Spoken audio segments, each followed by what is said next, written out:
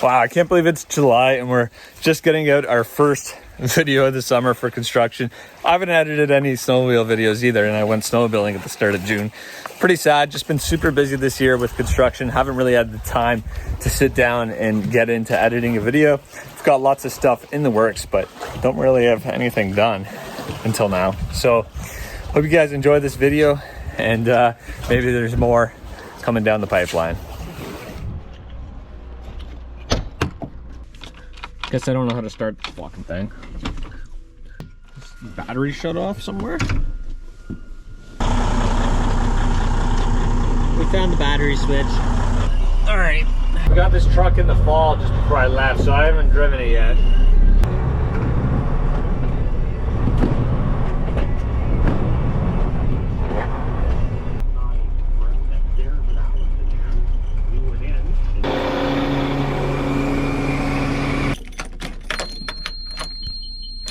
Well, for those of you who don't know, I don't just snowmobile for a living. I get to plan some heavy equipment too. You know, my dad owns a construction company, so I'm just a spoiled rich kid. Gets to plan the nice equipment. But in all seriousness, it's noon on a Sunday and we're out here moving some heavy equipment. So we're set up for Monday morning, back to work. And you know, there's no laws when it comes to floating equipment on Sundays, so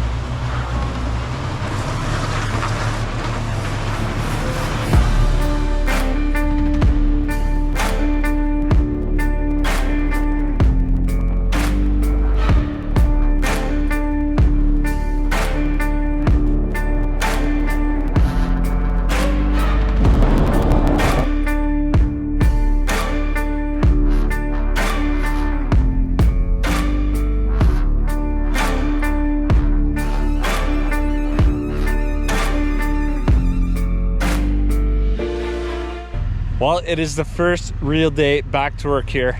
It's also a kind of disappointing day to be a Canadian, as the Liberals got back into power again last night. But let's not get into politics. We got the 245 here, and we are putting a big effing garage in here. So it should be a pretty sweet project. Love to build a garage like this for myself, but I don't got $1 million kicking around, so yeah. It's 50 by 100 with living quarters and a mezzanine and so on and so forth. Sweet little pond down here as well, but this property is also waterfront on the lake. I tore down a big boathouse here last year, currently rebuilding one as well. So what we're doing here today is loading out some brush. I think we've got about 2 loads, and then we'll toss on the bucket, scrape up some organics around the perimeter of the site, just kind of clean it up a bit, and then dig some footers.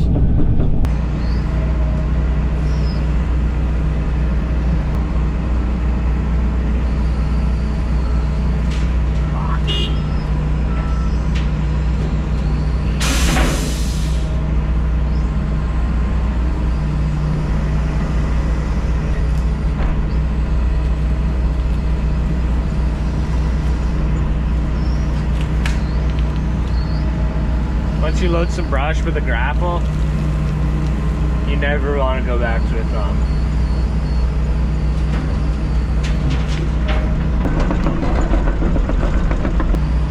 I'll also show you right here the real benefit of the grapple.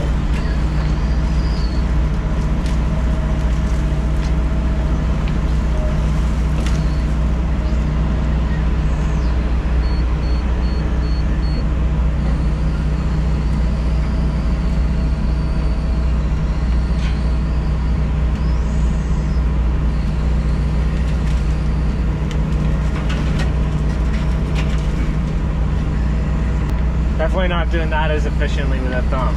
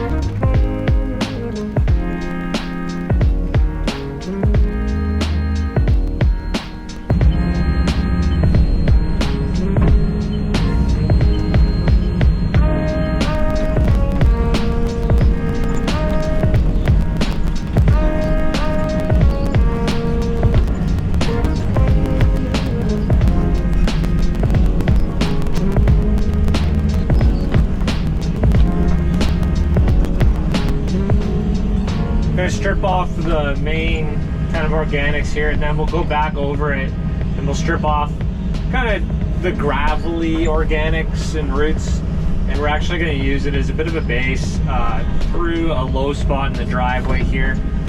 Not the most favorable material, but for this application it'll do just fine.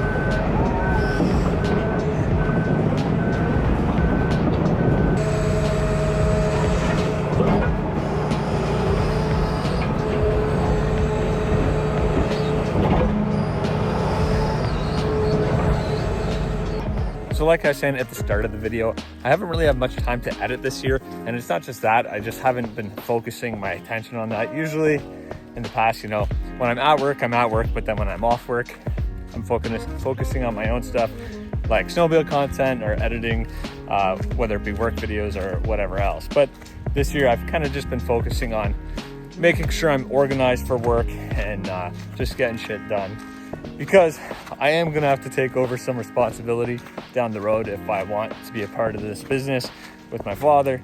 So I've kind of been focusing on that this year, which I still think making these videos is good advertisement for the business.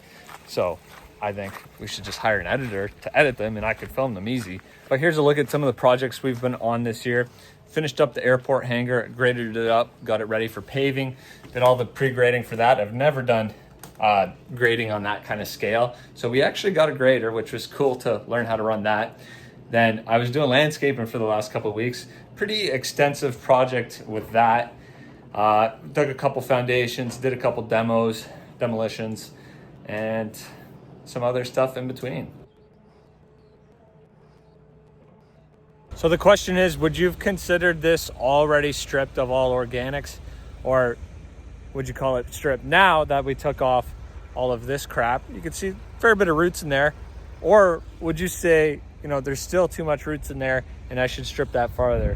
There was a different operator that already stripped this.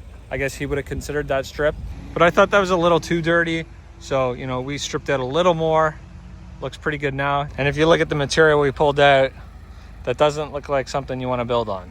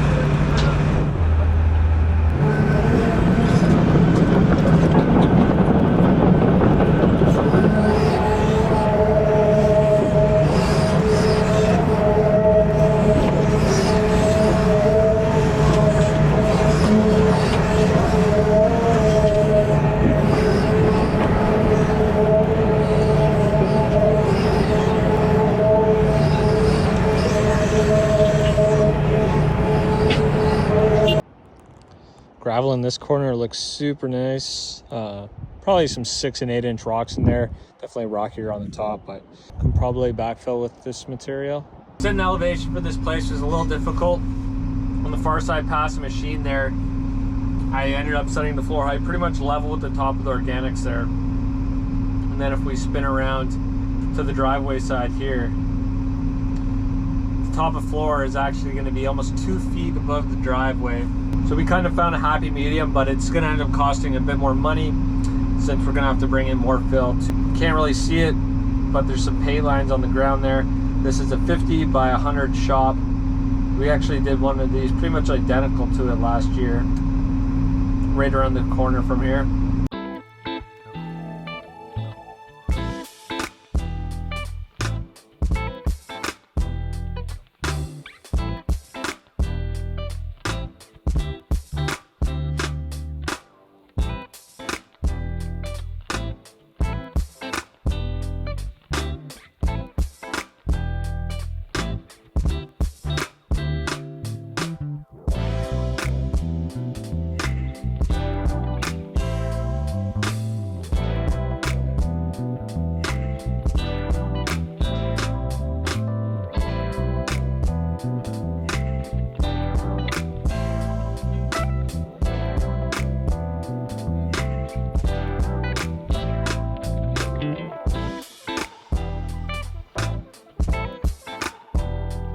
We'll stockpile a bunch of this material on the outside of the foundation here. We'll end up using it for backfill. Some of it's a little bit bony, but just kind of sort through the rocks when we come across them. It's actually getting sandier as I dig. The first side I dug ended up being super bony by the end of it. It is almost straight sand, 4 feet down, but not quite digging that far down. Our frost line is 4 feet here, so it will be 4 feet, but the backfill is going to kind of raise it around most of the building to that. Got to catch my laser here with the excavator to kind of dig level. We don't got GPS. We're not quite at that level yet here, but kind of got the next best thing, which is called the iDig. It's basically just works off all the boom angles and measurements and knows where the bucket is. So I do have to catch the laser every time I move the machine, which is a bit of a pain in the ass, but a lot better than getting out of the machine and getting in the hole. Super efficient when you're working by yourself. Question I always get when I come back to work after being off all winter, or just snowmobiling all winter, I guess, yeah, being off, is it good to be back? And my answer is usually always the same. Yeah, it's good. You know, I don't want to sound too excited, but I do like running equipment and I do enjoy construction. So yeah, it's always kind of refreshing to come back, jump back in the machine. Then I also get asked, when are you going to do YouTube full time? And I don't really see it as a full-time thing for what I do. For snowmobiling, it's just too small of a niche. You know, I'm sure I could branch into other sports and other aspects and maybe just not be snowmobile specific, but I've tried, and like doing videos like this is kind of that, but I don't really have the same passion for it, and the snowmobiling stuff just works for me. I'm not really good at making a video when it comes to other things, you know. This is a totally different vibe than what a snowmobile video is. Like, I don't know how to make this entertaining. Like, it's entertaining in a way, I guess, but just, I don't think my personality comes across the same work in construction as snowmobiling. There was a job I was doing in the fall, and I was pretty excited to film it. You know, I asked the constructor around, they're like, oh yeah, could I film this project? It'd be a cool one to kind of document. He's like, oh yeah, I'm totally on board. And I filmed some of it, but at the very start of the project, I was like, okay, yep, get my camera equipment, GoPro, camera, drone, and then I'm like, oh shit, I'm doing an airport hangar at an airport. I can't have a drone. So that video never made the internet, but that was a cool one. 120 by 120 hangar. Yeah, kind of just a box, but that's the biggest industrial type site, I guess, that or project I've ever done. So always fun. We got a demo dozer. Look at that. Little delivery here. We didn't really want to bring our 1980 dozer out there and look like a bunch of rednecks, so we had a nice fresh demo unit, which we're still a bunch of rednecks. Pretty distracting at work today with these guys just flying by all day doing training exercises. Waiting for something cool to happen. Oh, thought somebody jumped. Airdrop.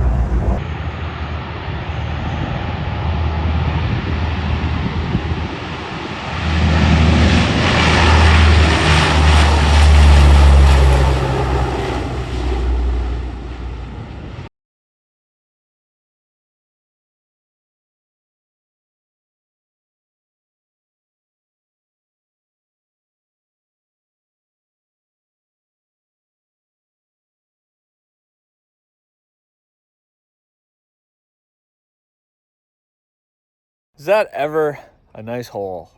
We got her all finished up now. We got quite the pile of bony pit run here.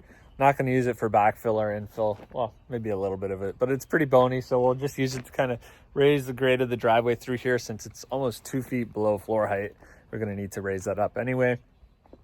But we're just going to do some more work on the driveway here to have it nice and prepped so we could get concrete trucks in here when it starts raining out, because the forecast is not looking too hot. But almost just pulled myself up into the excavator with the shoulder. Definitely felt it still from dislocating it. But yeah.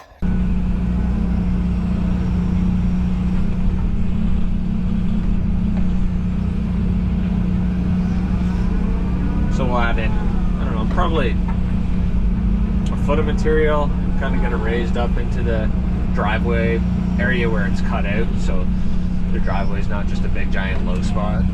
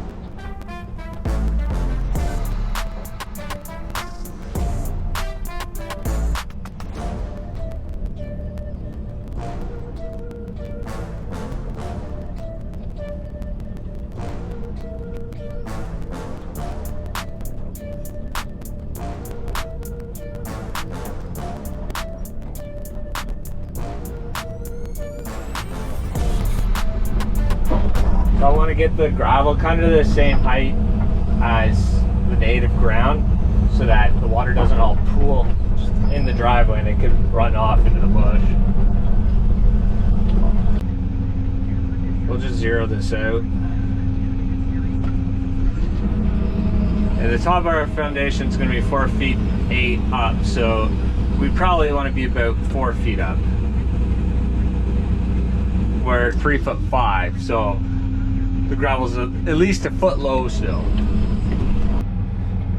Okay, we just ran back to the shop because I was talking about a grade beam. I'm like, well, I don't have too much going on today. Let's go make our own grade beam. So I can't really see it here, but yep, there we go. with the grapple, we can hold on to a grade beam. So I'm pretty sure this I-beam is going to be too thin, and we're probably just going to bend it, but be a good test. I welded on a couple pieces of rebar so that it doesn't kind of move around in there. Yeah. Of course, we got to do it under the hydro line. With the grapple, we're going to be way higher than we should be. Our boom's going to be way higher, I guess I should say. Oh God.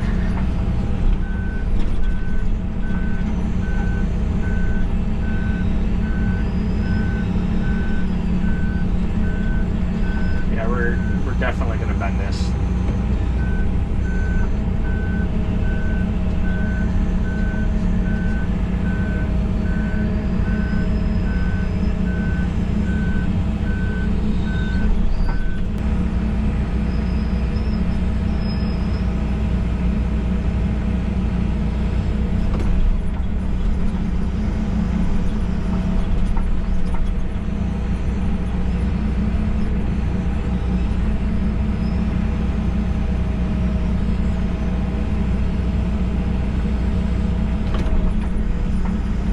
Trying to slightly rotate it back so it's kind of like a flat edge to pack it down a little bit.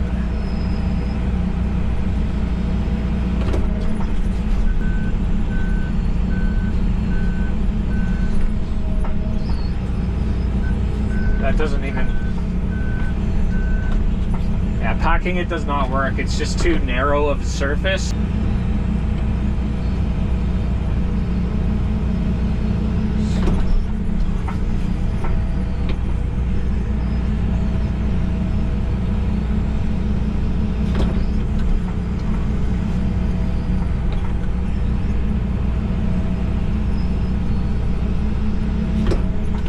It actually works pretty good where the material's kind of been packed down by the trucks. It doesn't just sink in like on soft material.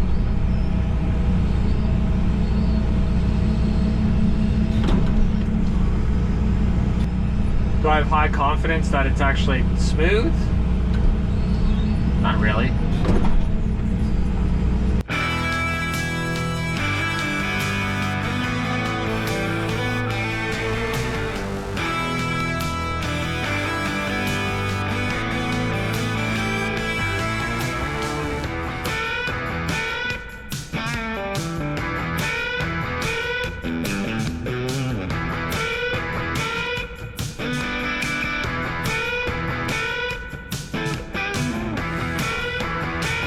So it did a pretty good job. If you can see the sides of the driveway, it's obviously not finished. I'm not going to leave it like that. I had one of the drivers put material in here yesterday. Again, just so we could get the trucks in to do concrete. I wanted like a 8-inch base in here. We ended up probably with a 4-inch base. It's a lot of material to bring this right up to kind of native ground level. Lots of organics through here. So I'll probably just kind of strip out the side of the driveway on a slope, so then the water can still shed off the sides of the driveway. And yeah, we're all over the place with this video, but we're just rolling into one of our gravel pits here now. Haven't been in it this year, and a lot seems to change every winter, so I'm just going to come in and check out what's going on. A little nicer if we don't have rain, but there's Oak Buckle Blade Runner. Not the most fun machine to run with that blade sticking way out there, but when you need it, comes in handy. There's an old relic of a stacker. This pit used to only be what you see in the tree line right here. It goes way down into there, and then the road used to come down there. That was like 3 years ago. That's 3 years ago is when we got our permit finally approved to expand this pit. Actually, shit, even last year we drove down right there. Now we gotta go this way, I guess.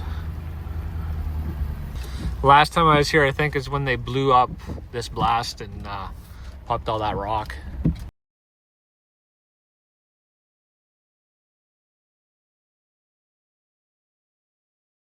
It's crazy how much it expands when it blows. I guess this is going to be our crushing platform for when the crusher comes in, I think within the next month.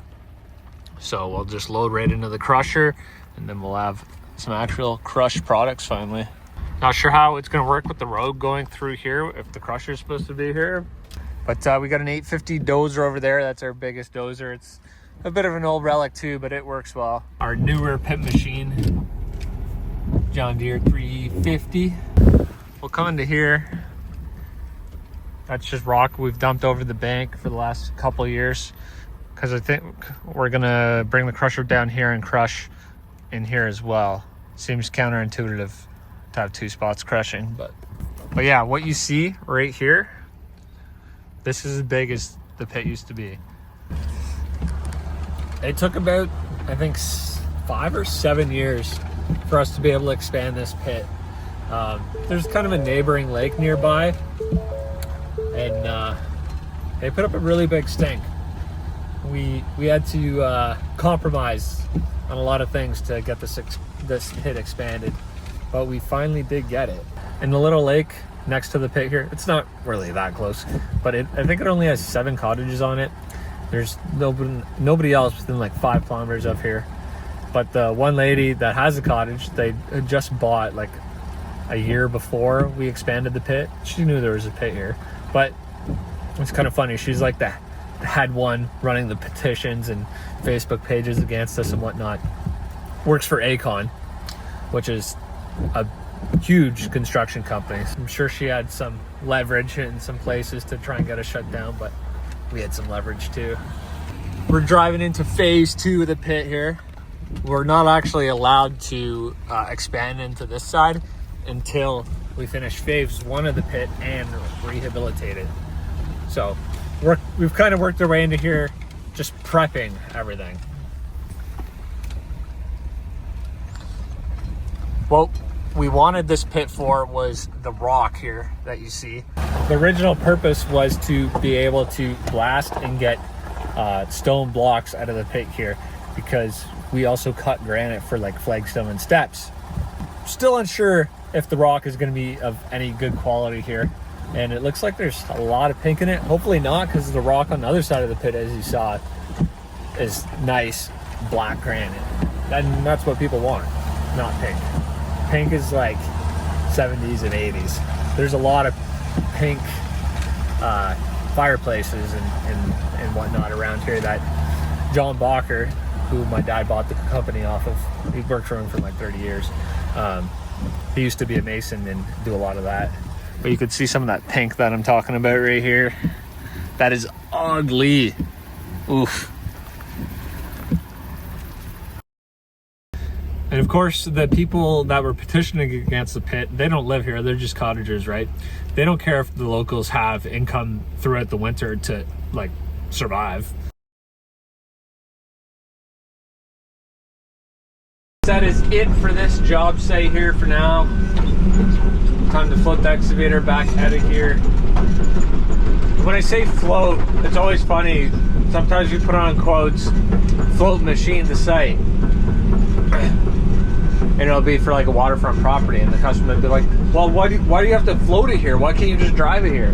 I don't know if that's not a widely used term. And put the excavator on the float truck. What do you guys call it? The low boy? Gonna low boy the excavator to site?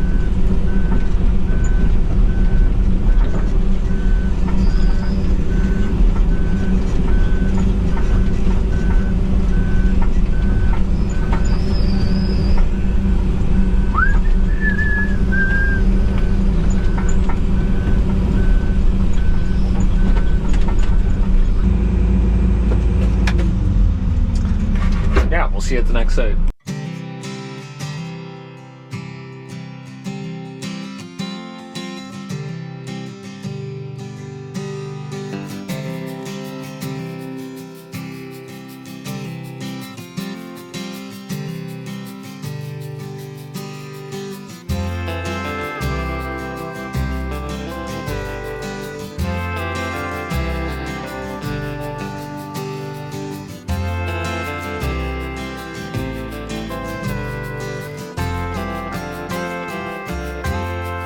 What are you doing? Working. What are you doing?